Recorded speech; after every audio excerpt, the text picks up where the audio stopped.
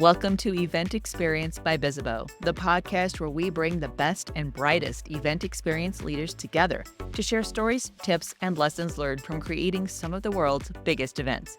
I'm Rachel Moore, your podcast host. In this recap of our recent webinar hosted by Bizzabo, I welcome 3 expert event planners to figure out how to future-proof event budgets.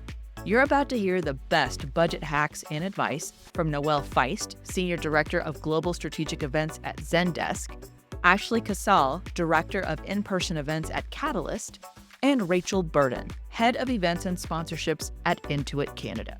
Hang tight for how you can manage unexpected costs, face economic factors outside of your control, and build in contingencies for your event experience budgets. Hello, everyone. Welcome to React, Adapt, and Grow. Future-proof your event budget for 2025. I know, it's almost here. It's wild. This webinar will be available on demand for your convenience. In this session, we're going to explore the actual currency of event planning and learn to drive it instead of having it drive us. Our goal is to equip you with knowledge and practical tips to help you with cost-saving hacks that trim expenses, prioritize investments for maximum impact, and stretch that budget. We're also going to teach you how to adapt on the fly. We're all used to that. Manage surprise costs and ensure your budget is responsive to the unexpected. And we'll guide you into confident budget planning for 2025 with techniques for forecasting, fund allocation, and stability, dare we say growth, for the next year. We're going to talk about how sponsorships can be an infusion into your budget, as well as the more intangible success for your event. And we're also going to dig into how global and economic factors, those things that are all outside of your control, how those impact your budget planning and what you can do to stay stable and even profitable in the face of uncertainty. All right, without further ado, let's begin the journey together. It's my pleasure to introduce today's webinar speakers. First, we have Noelle Feist. Noelle is the Senior Director of Global Strategic Events at Zendesk, where she leads the vision and execution of impactful events that drive brand engagement and business growth. With extensive experience in strategic event planning, Noelle is known for creating memorable, high-impact experiences that resonate globally and elevate Zendesk's presence in the market. Her go-to event day shoes are comfy white sneakers. Noelle, welcome to today's discussion. Thanks for having me. Excited to be here. Yes, we're excited to have you as well. Next, we have Ashley Casal. Ashley is the Director of In-Person Events at Catalyst, where she excels in crafting immersive event experiences that foster community and drive engagement. Known for her expertise in live event strategy, Ashley brings a creative and results-focused approach to connecting audiences with Catalyst's mission. Her shoes of choice for the all-day events are Cole Haan Oxfords. Welcome, Ashley. Thank you for having me. Awesome to have you. And finally, we have Rachel Burden. Rachel is the Head of Events and Sponsorships at Intuit Canada, where she leads innovative strategies to deliver impactful events and strengthen partnerships across the country. With a deep commitment to audience engagement, Rachel is known for creating memorable experiences that elevate the Intuit brand and connecting with Canadian communities. She's wearing Vessies for all-day events. Rachel, pleasure to see you here too. Thanks for having me. Of course. Got quite a lineup today. Let's get started, shall we? Before we dive into our key topics, let's check in. I'm going to ask everyone to be very vulnerable in your answers to this poll. The year 2025 and its budget loom before us. When you plan for a new annual event budget, where are your biggest knowledge or forecasting gaps? Is it knowing which areas to prioritize for your budget? Maybe it's predicting global or regional economic impacts. Maybe it's baking in areas where you can pivot without derailing everything. Or if it's none of those three or all of those three or some fourth thing, what do you feel like are people's biggest misses when they are addressing and kind of trying to plan ahead for a budget? And Noelle, I'll start with you.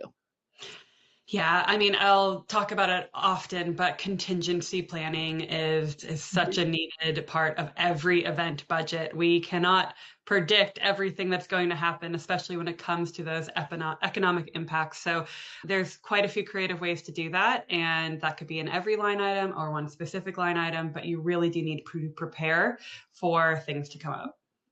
Absolutely. Yeah. And then over to Ashley or Rachel. Ashley, why don't you go next? What do you think is the people's biggest gap when they're planning for budget 2025? I echo what Noelle just said. It's contingency planning. You need to know how to plan for any emergency or anything that can derail your event. Yep. And Rachel, how about you? I'll echo the sentiment as well, but I think it also, just to add to that, is around the planning for uncertainties. And so the contingency planning is definitely a component of that, but it's predicting how you can apply your budgets. And we'll be talking and diving deeper into how you can plan accordingly for those unexpected changes. That's where I think we're going to have the money, literally money of this webinar, is the prediction part, because my goodness, when we all like to be forecasters there. So now let's show the results and what we're going to see, where you all answered and where our biggest gaps actually are. I think y'all hit the nail on the head. Baking in areas where you can pivot. So almost having those plans B, C, D, knowing that you've got maybe different ways you can kind of move around. But I think we all want to do it to where nobody knows that we're having to do that. It's like all behind the scenes, that everything still comes off beautifully. No one's the wiser, but we were able to pivot. So thanks to everybody for answering the poll questions, and keep the conversation going as well, because as we keep discussing with our speakers today, you're going to hear ideas and maybe come up with your own and be able to share those. All right, let's dig into it. I'm going to kick things off with this. Admittedly, I got into marketing because I didn't want to do math.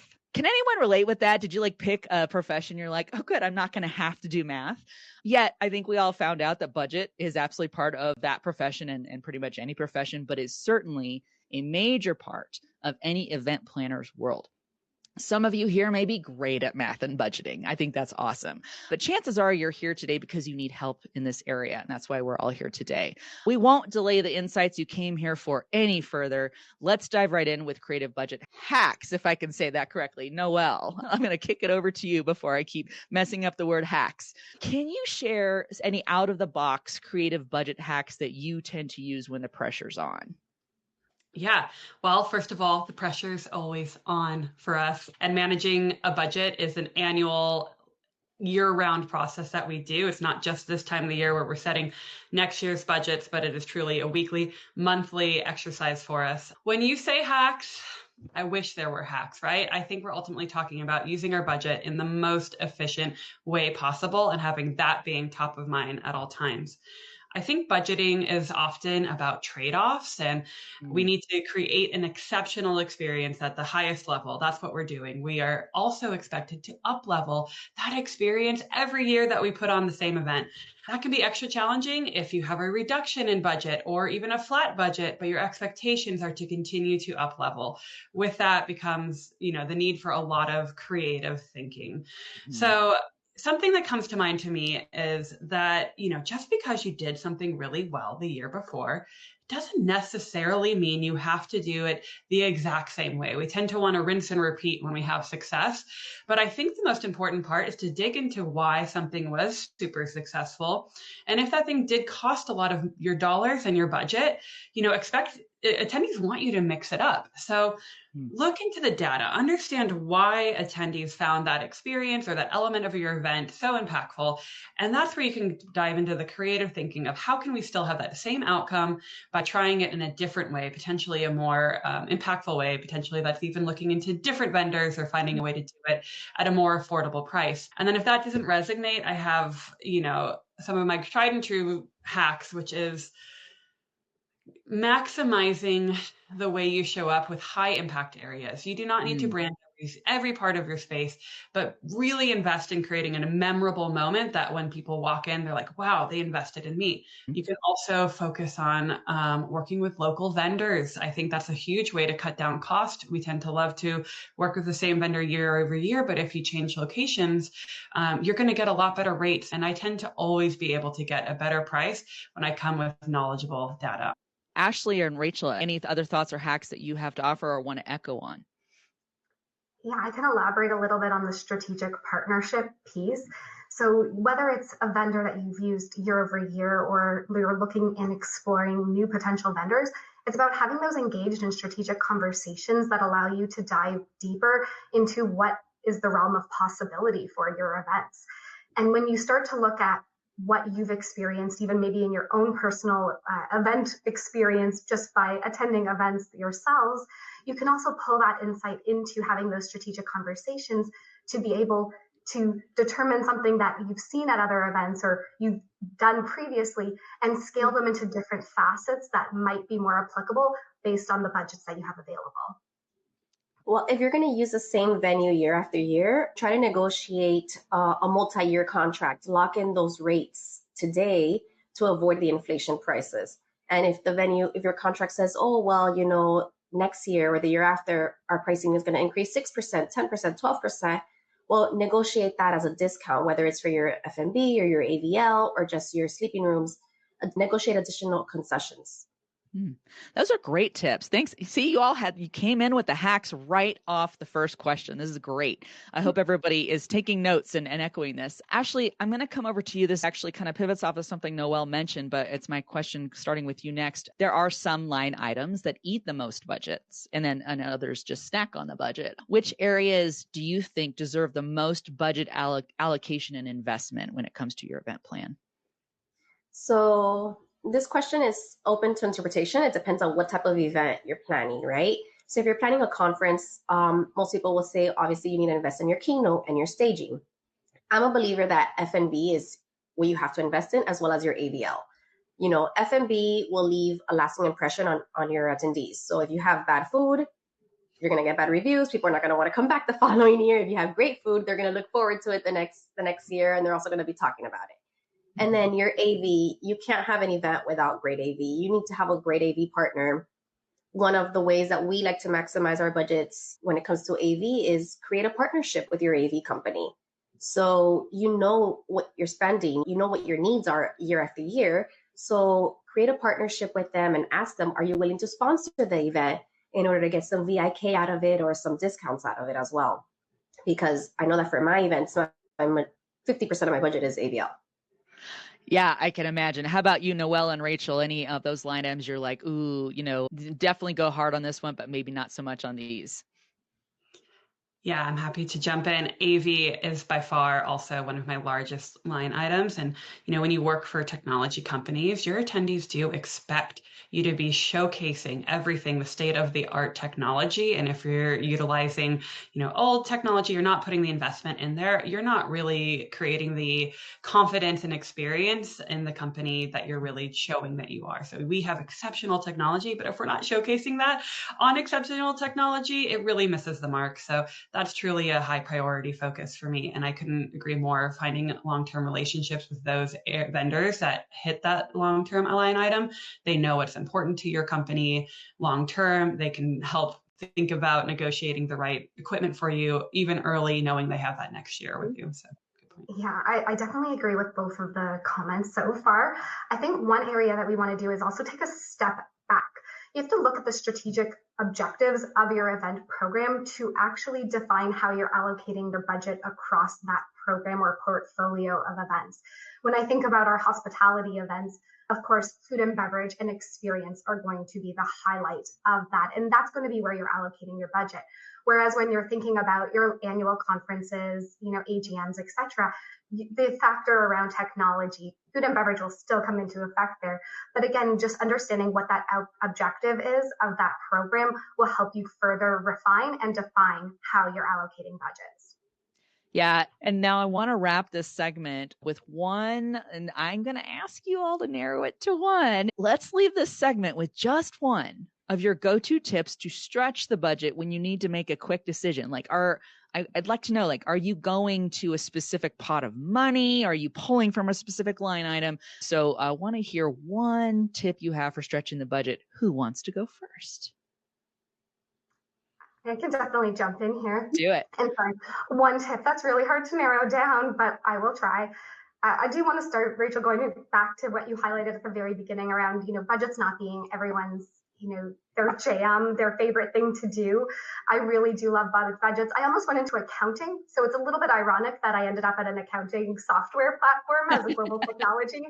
So for me, budgets, I love going through them and really thinking through the strategic element of how we are allocating across our different programs. So budget management is a really important aspect of the work that we do as event professionals. And one of the things to keep in mind is creating flexibility. And I think that's the biggest tip that I have going forward when you're looking at your budgets. How do you think about repurposing, reallocating across your budgets against the different programs, and how you can create that overall experience to match those objectives that you have? And sometimes we know that there's changes in the market, changes from strategic priorities. Leadership sometimes comes in with new directions, and there could be other implications that take place as well. And in order to stretch that budget, it's a little bit of a give and take, and that's why you need that flexibility. And so having space to allow for those last minute changes or decisions, even just to be made, is absolutely critical. One tip, it's about creating, for me, I break down my budget into two facets. I look at one where it is about having the essential items required for this program. And then my secondary component is the non-essentials, those nice to haves. But for me, by breaking it down into those two key areas, I can really define how we go about thinking about the event, what that attendee experience is going to be, what those goals and objectives are, also ensuring that they ladder up to the overall objectives of your company in terms of those variable costs. If you know that you can reduce a swag item by $1 or $2, or potentially remove a single food and beverage item off of a menu, those again have a few dollars that you can save that can add towards the other items that you're trying to bring into the overall event experience. Otherwise, contingencies, absolutely lean into your contingencies. Ashley, I'm going to hop over to you. And I saw you giggling, and I don't know if it's because I made a comment about I love more flexibility in my personal budget. My husband says no, but would love to go to you. What have you got? I was giggling because I feel like Rachel just took the words out of my mouth.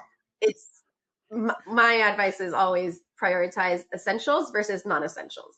So do you really need that photo booth? Do you really need 10 activations, or can you go with 5?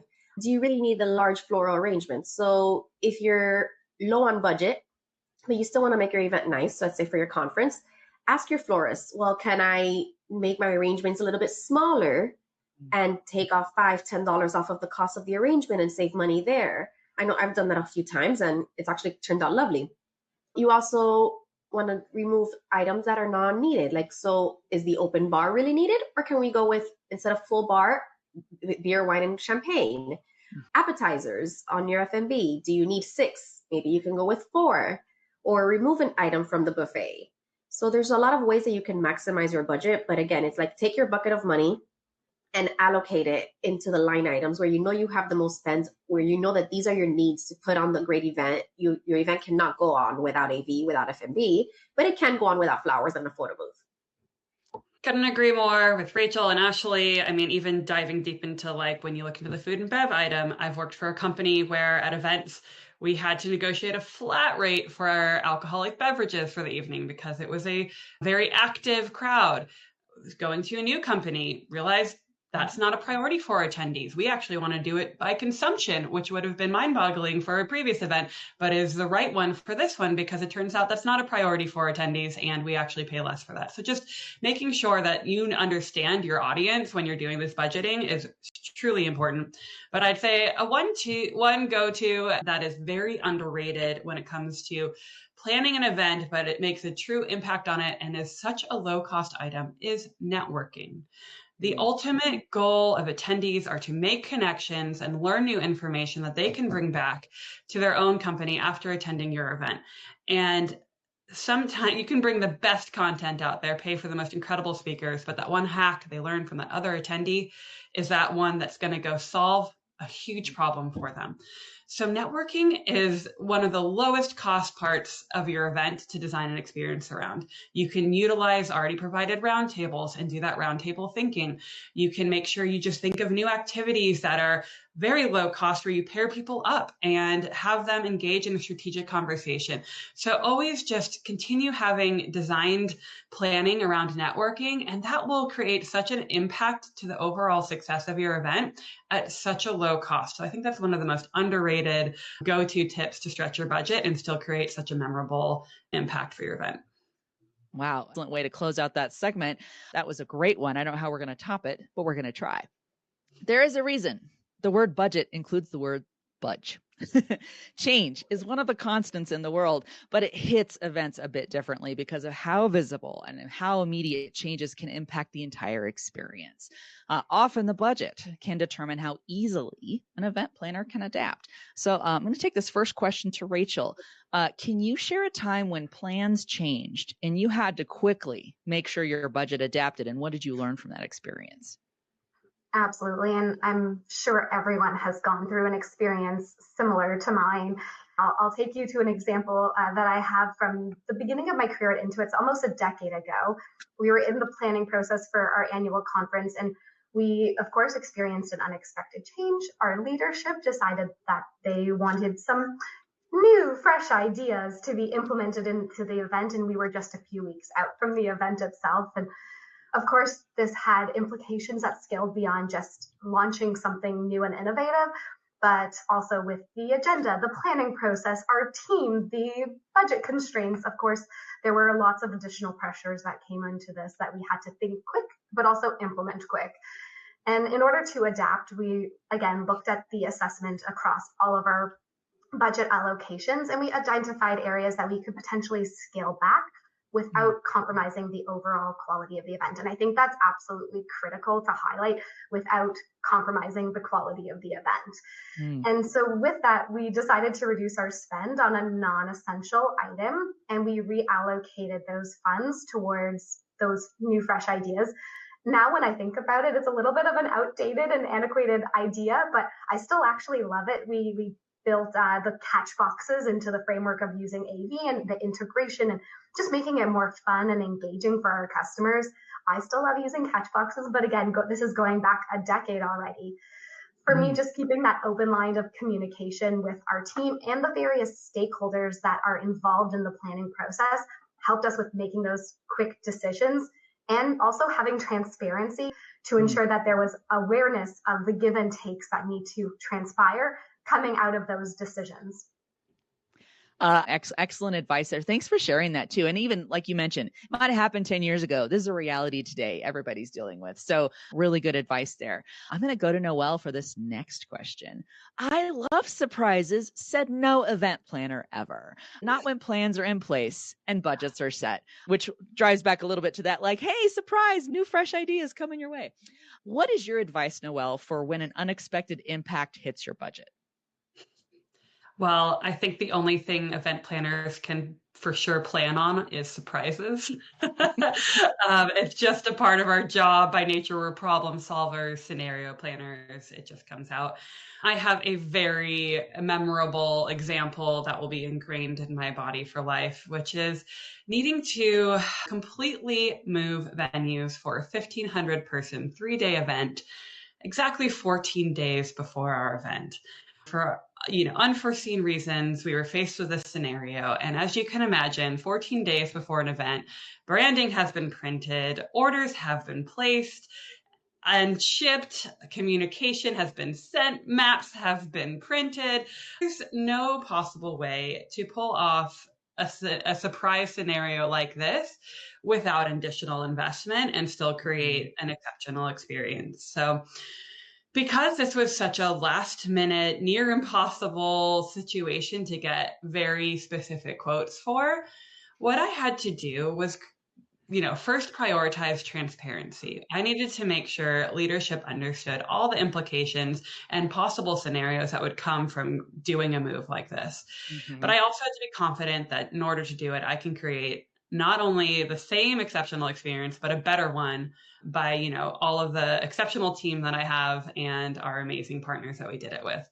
So, had to sit down at the table, level set. But what I really had to do was make sure they had all of the information in front of them. And to do that, create a best case, a worst case, and a most likely case scenario budget. It was really important to go through that exercise to do all three of them. We have to just shift with everybody. We are all doing this last minute, and we are going to put our heart and soul into making sure it goes off well.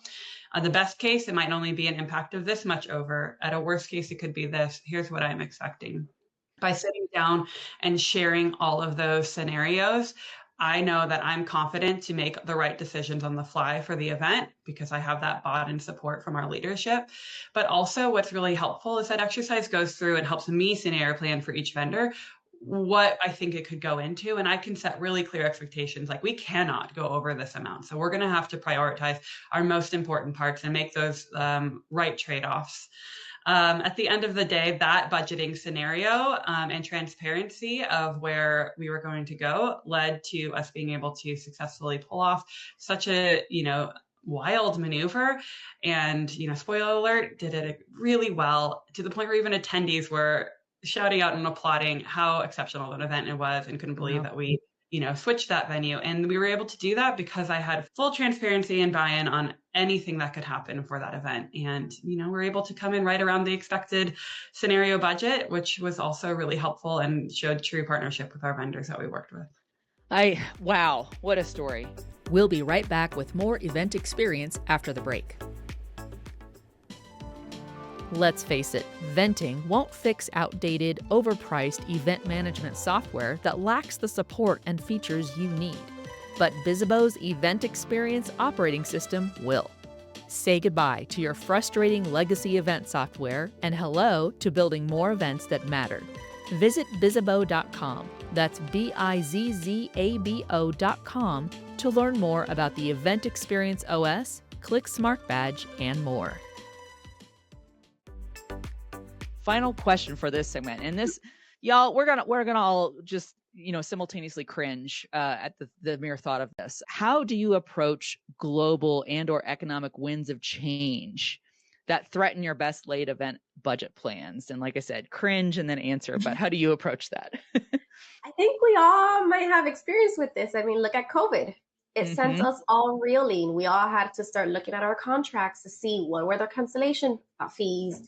What were the cancellation clauses? What are the penalties that we have to pay? How is that going to impact our budget moving forward? Can we even proceed with having the event somewhere else, moving the event? What will our budget look like then, right? How much money do we have left over? So I think in a short and sweet answer, it would be stay informed. It's very important to, one, be proactive, be adaptable, and be flexible, but also stay informed. Keep up with global trends, any potential disruptions. You don't want to go to a venue in a city where, there's protest planned or political unrest, civil unrest.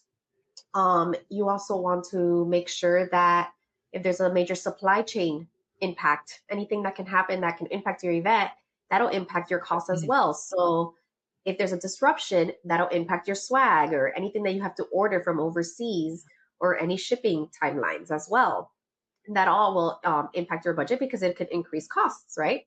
So short and sweet, stay informed, make sure that you understand costs associated with any disruptions, and forecast, be flexible.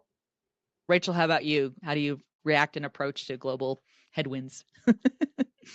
For me, it's about planning for contingencies. And again, no one could have predicted that COVID, a global pandemic, was going to happen. So it was a learning curve for, I think, the majority of us. But when we think about the ongoing annual contingencies that we need to plan for, whether it's inflation, rising costs that are associated with different vendors that you use, food and beverage as an example, venues now on an ongoing basis, hotel costs are going up significantly, even insurance. And of course, every time we have an election, new government changes, these have significant impacts to the global economy and to the travel and tourism and events industry. So planning for those in your contingencies and understanding how on an annual basis we'll continue to need to apply an increase in budget year over year to accommodate for those ongoing economic impacts. Noelle, final word on this about those global things that Yeah, happen. I couldn't echo contingency more. That's really where I would dive into. Navigating global and economic uncertainties require both flexibility and like proactive mindset in that budget planning.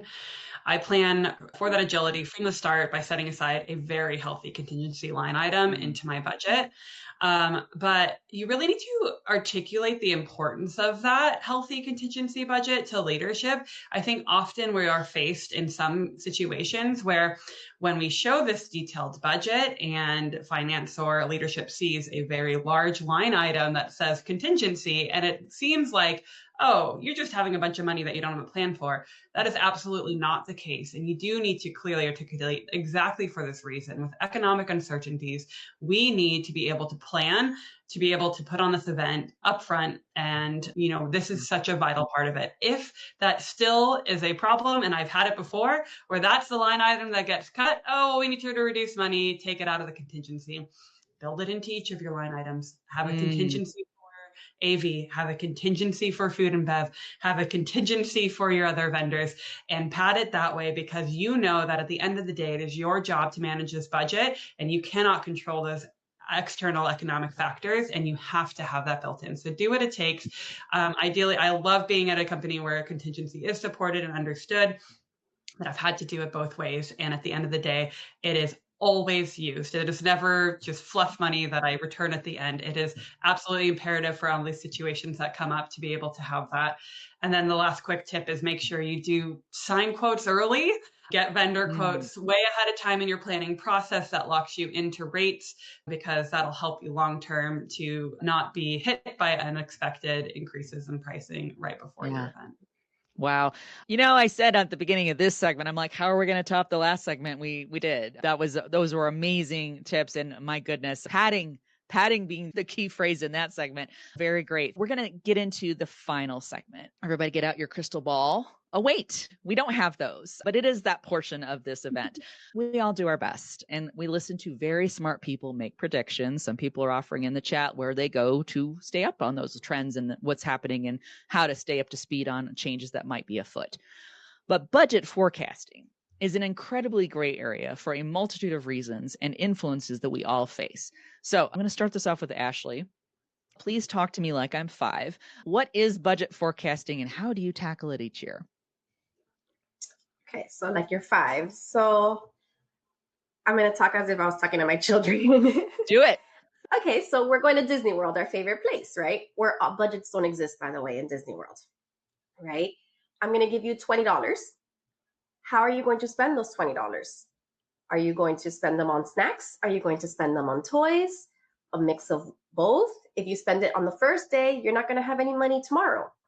So you need to think about, how do you want to spend your money? So break it up. On day 1, I want to spend $5. Tomorrow I could spend another $5. And then the last day I have $10 to spend it on whatever I want, right? So budget forecasting is essentially that. It's knowing how much money do you need for what you want to do. So you need to plan. Look at what you spent last year or at the last event, and then forecast. Add a percentage, maybe 6%, 10% for inflation. If it's the following year, if it's on the same year, pad it a little bit, as we said earlier, and then you'll have your budget for the following year.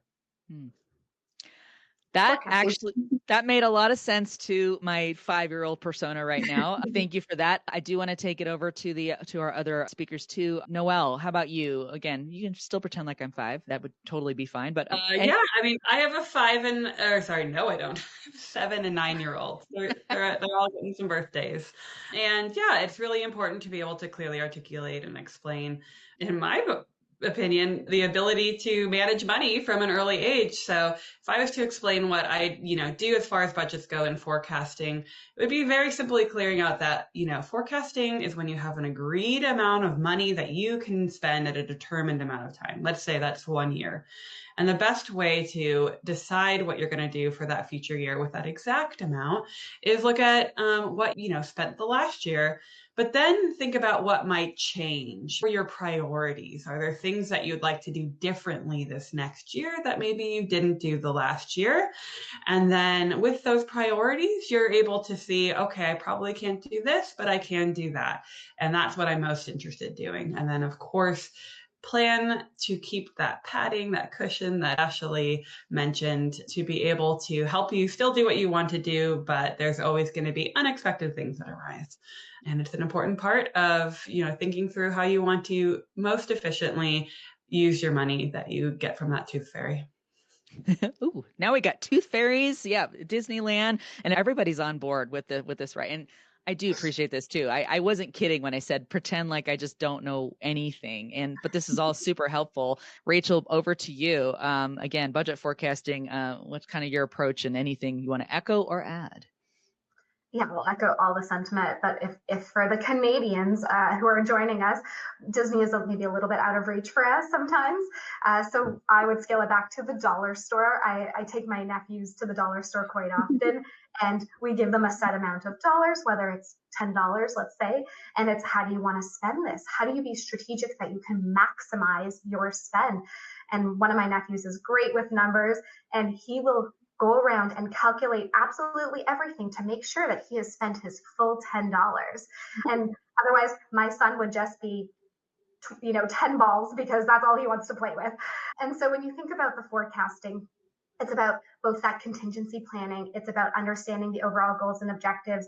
It's about understanding your essentials and non-essential line items, and how you want to take that attendee experience and build it into your budgets.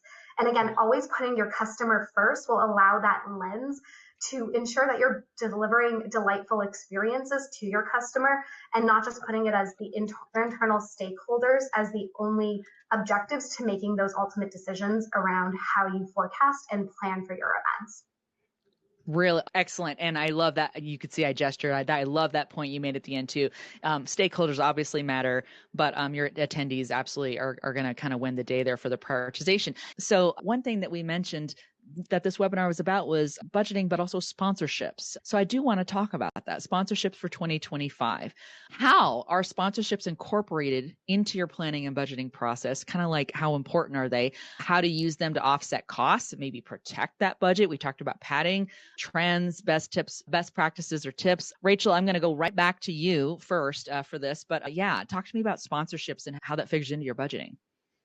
Yeah, absolutely. So we look at sponsorships in two facets. So one where we go out and sponsor our events, other events, and then of course the sponsorships for our events as well. And when we look at them, there's two different components to that. And again, I do come from a world of sponsorships. So please do not just sell a logo placement on signage that does not add value to a prospective sponsor, making sure that we're building opportunities that can maximize exposure and meet their goals and objectives. So please keep that in mind when you're sponsorship planning. But when you're thinking about it from a budget perspective, when we look at it internally, when we're selling sponsorship for our events, we of course look at it as ways that it can offset our budget.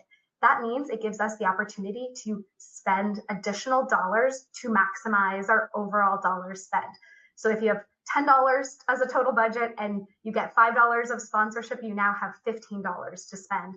Again, very small dollars to start with, not realistic dollars, but again, that gives you the sense of how we continue to allow and have that flexibility to have those nice to haves, those incrementals, those wow factors that can be incremental to what you originally planned for. And then, as I mentioned on the other side, when we are sponsoring, looking for opportunities that create engagement to ensure we're maximizing exposure and granting us the overall goals and objectives that we have for our events, to ensure that, again, we're meeting our goals and objectives of how we're allocating those dollars. And then Noelle, sponsorships. Ending this segment, ending this question. Sponsorships are very important. I think they're super, valuable for that sense of, yes, it offsets costs so you can do more things, but truly it actually grows the experience and brings a larger ecosystem to your attendees. So it's super important to be able to have sponsors at your event, but there's quite a few factors that play into it for me. One is it needs to be a win-win situation. You prioritizing opportunities for our sponsors that will really make them feel like they got the outcome they were looking for out of it, which is engaging with your attendees, is huge. So it's really important to be able to find creative ways to make sure they're having those conversations. At the end of the day, that's it. They want to reach as many people as possible. So designing out experiences, it doesn't even have to be too much of an impact to your budget. Maybe that's the passport program where you send people around to every sponsor and make sure they see it in order to get a raffle. But those are such effective ways to make sure that your sponsors are getting value out of it. When they do, they're the first to sign up the following year, and you'll see continued growth because your high value dollar sponsors are already sold out and there's a lot of interest, and it creates that buzz to grow your sponsorship program. So yeah, to me, it's definitely an offset and a huge part of our budget, but the bigger part is that it's bringing a valuable experience to our attendees. We are giving them, new outlets to learn new technology and new opportunities, even beyond what we're bringing them.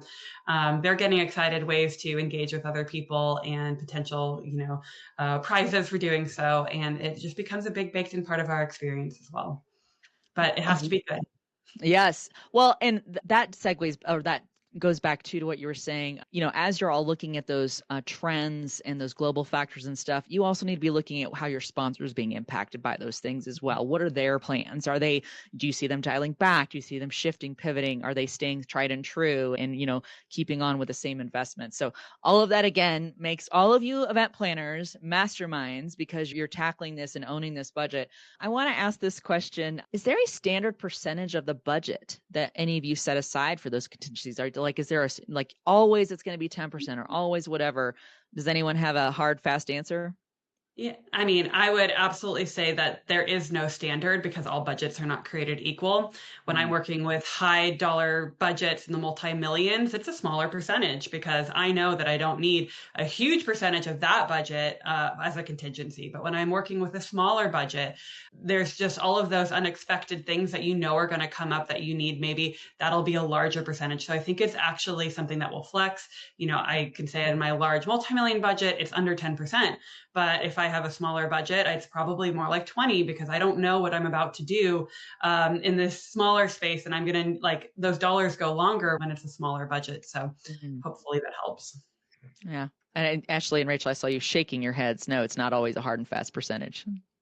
Yeah, Noelle, you took the words out of my mouth. I think for us, it really can vary and significantly across the different event portfolios that we have from large to small. It could be anywhere from 1%, it could be up to 30%. And again, it's about understanding your program year over year and how you're actually applying that contingency.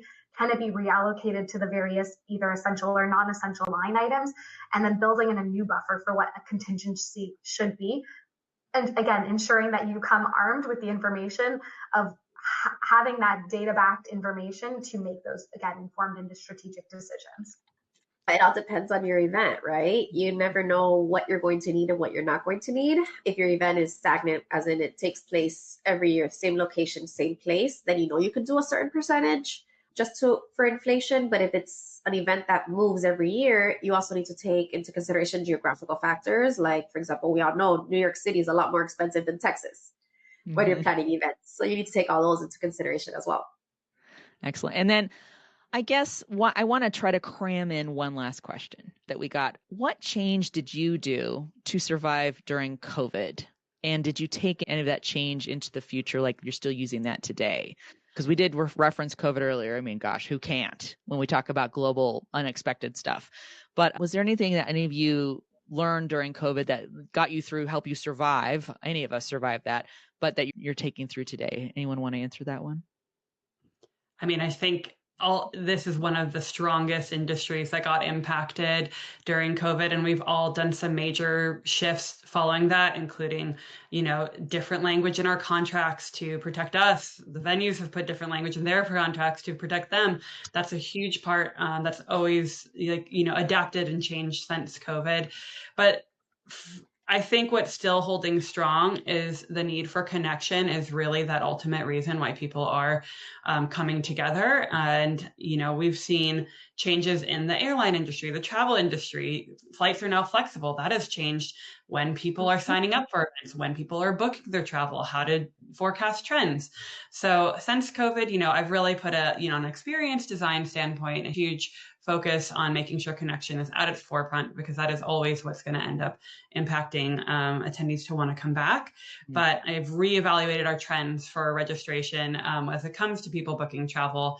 And what we've also all seen is extremely high rising costs in what the cost is to put on an event in every single line item. And so that is something that's been really hard to, make sure everyone understands as we've come out of it, is like the events that we put on, 4 or 5 years ago cannot be done at that same cost anymore, with the drastic increase in our vendors. And you can pull some of those stats, like AV costs for the industry have gone up, 40%. And you can utilize those, stats that you can find in there to articulate why you need a heavier budget moving forward. Ashley, how about you? Any COVID learnings? Contracting. Make sure that you have flexible terms in your contracts. Read those cancellation clauses, speak to your legal teams and see how you can get around them. Increase your attrition so that you're not liable for anything that can happen, because you never know what can happen, right? Yeah, that's the most thing, is make sure that your contracts are flexible. Great insight there. And Rachel, finally with you, COVID learnings of today. Yeah, absolutely. I agree with everything that both Noelle and Ashley have highlighted. With going with the overall COVID experience, yes, contracting, liability, and insurance. I think that was a critical component, whereas before, you may look at it as having a lower dollar amount attributed to your insurance clauses or to how you would be purchasing insurance for your events. And now thinking through, how do we apply that across all of our events, large and small, to ensure that we are covered in all facets of anything that happens, indemnification, cancellation, etc., to make sure that, again, you're creating the most meaningful impact on the event for your attendees and your customers. Thanks again to Noelle Feist, Ashley Casal, and Rachel Burden for joining us on Event Experience. And thank you for listening. If you're enjoying the show, we'd love to hear it. Connect with us on social and subscribe, rate, and review us wherever you're listening. Also, don't forget to share the show with your colleagues and friends. You can find transcripts of each episode and key takeaways on bizzabo.com/podcast. You can also experience this whole webinar on demand at bizzabo.com. On behalf of the team, thank you. We'll gather again soon for a new episode of Event Experience.